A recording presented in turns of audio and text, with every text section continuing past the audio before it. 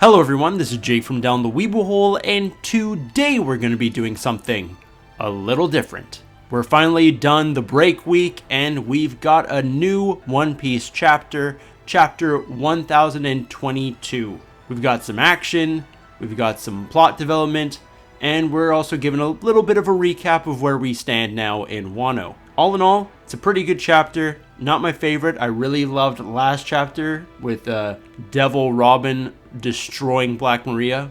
Can't believe that happened, but let's just get into this one with this week's cover story, and it features a bunch of Tontadas playing hide and seek with frogs in some flowers. To be honest, the Tontadas are probably my least favorite race in One Piece. They really didn't stand out to me that much during Dressrosa. I do like them, but it's cool to see them back. But not much to say about this cover story, but now let's get into the chapter.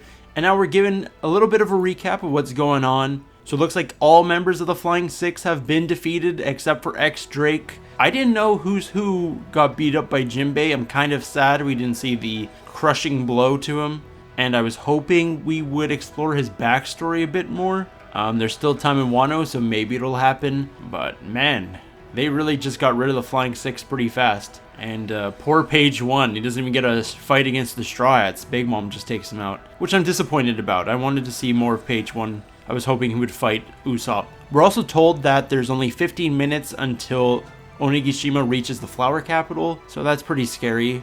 That whole area is in big danger of being crushed. Then we switch over to a fight between Raizo and Fukurokuju. It's a pretty cool fight, seeing these two ninja masters battle. And Fukurokuju is scolding Raizo for always wearing his heart on his sleeve. And Raizo tells him that those feelings is why they can't rest. They died with Odin the day he was executed, and now they're all ghosts trying to enact revenge. And then we get a small recap of where the scabbards are.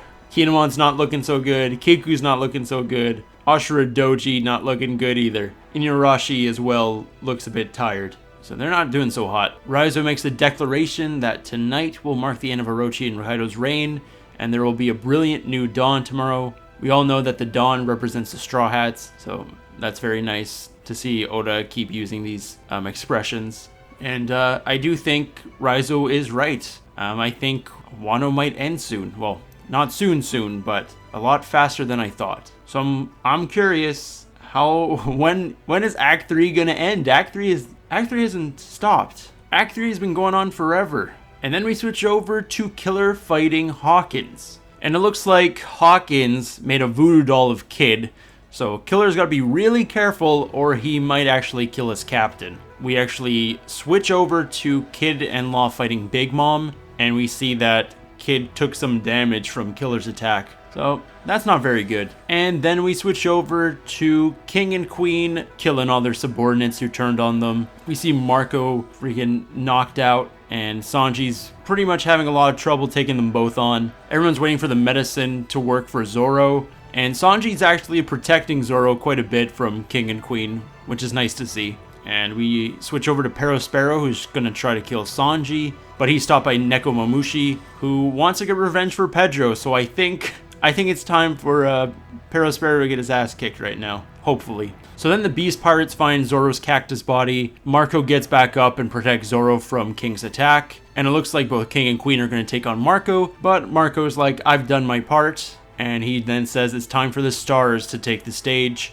and then we get something I've been waiting for a long time, a Zoro and Sanji team up, and it looks like next chapter we're gonna get the King and Queen versus Sanji and Zoro fight. This is something that I am very hyped for. I really want to see what King is all about. We also learn a bit about Queen this chapter, which is probably the most interesting thing for me personally. Marco states that he heard rumors about a certain fire conjuring race that lived on the top of the Red Line. So I don't know what that implies. I don't know what that could easily be, like dragon people or something, or like a race that lived on the Red Line before the Celestial Dragons, and maybe like the Celestial Dragons massacred his entire race and he's the only one left. I think that could be a big possibility. I hope this gets explored more. I hope this is not just like a one-off sentence. I hope during King's fight with Zoro we get some information. I'm pretty sure Zoro is going to be the one to fight King while Sanji fights Queen. But it would also be cool if they like switched it up and like they tagged in and out. I would really like a 2-on-2 battle and just see Sanji and Zoro work together to take these two guys down. So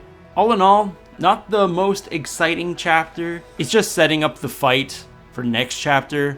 I really hope Oda just gets straight into this fight and doesn't switch over to Yamato or something, because it's been a long time. Like, we know a lot about Queen, but we still don't know much about King, and I really want to see what King is all about, like his techniques and more of his backstory and more of his tribe. But let me know what you thought of today's chapter in the comments below. As always, subscribe if you haven't already. Follow us on Instagram, Twitter, and TikTok.